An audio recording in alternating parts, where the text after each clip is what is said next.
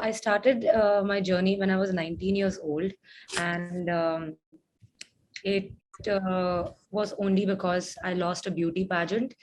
Uh, the same beauty pageant that actually Disha Patni won, and her into an actress. I was in the same pageant, but I was kicked out in the third round. That's when I was really upset, and I came back home and I said, maybe I should do something that I'm actually good at. And I knew I was very like artsy, and I was already, I had already after my 12th grade, I for my graduation, I got into commercial arts. That's visual communication and graphic design and illustration. So I was in my college when I started a page called We Love Custom Made on Facebook. That's the WLC you see in my handle on Instagram. That's actually We Love Custom Made, and it's there since then, and I've not changed it. So so that's how We Love Custom Made started. I started a Facebook page.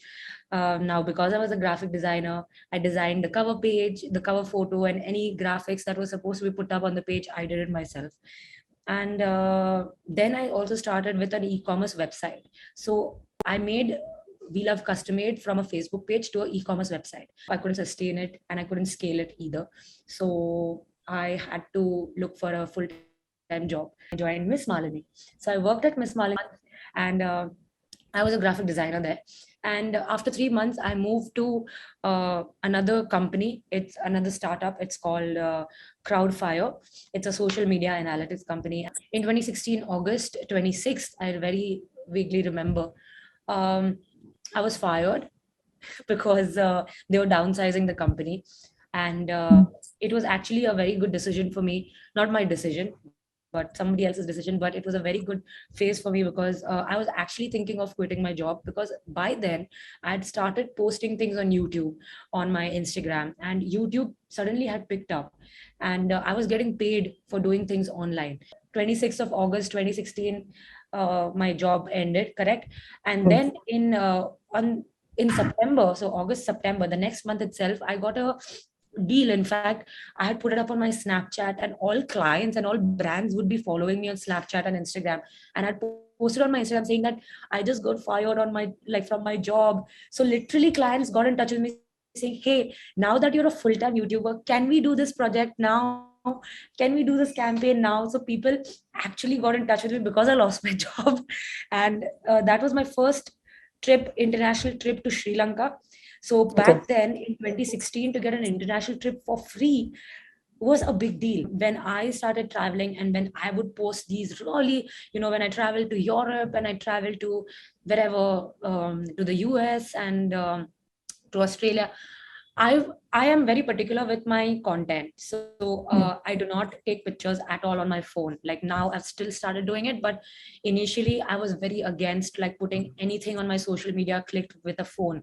Everything was very well shot. It was very well planned. With Reels, people started posting things like 5 things you can do, and in 30 seconds you can watch a video like that. So when people started doing that, people were like, hey, we should follow this person because this person puts informative stuff. So there's like a lot of like informative reels happening. So that is how reels also like gets you viral. So when you go viral, your followers increase. And that has also caused a lot of people who don't like to travel also create travel stuff. So there's a lot of misinformation with travel also at this point, which kind of like pisses me off a lot. uh, like they will literally not even travel to any place and be like top 5 cheapest countries to travel to, and they'll make a reel about it, and they'll just put like a stock footage with the reel. Just like any other field, there's a lot of misinformation out there. So the audience also has to be smart with who they follow. Content right now is making the audience very dumb. With the whole reel content coming in, I feel people are so used to like quick content. They are so used to scrolling fast, and they're so used to just watching like a gist of something and then getting bored so quickly. The whole idea of long form content is gone.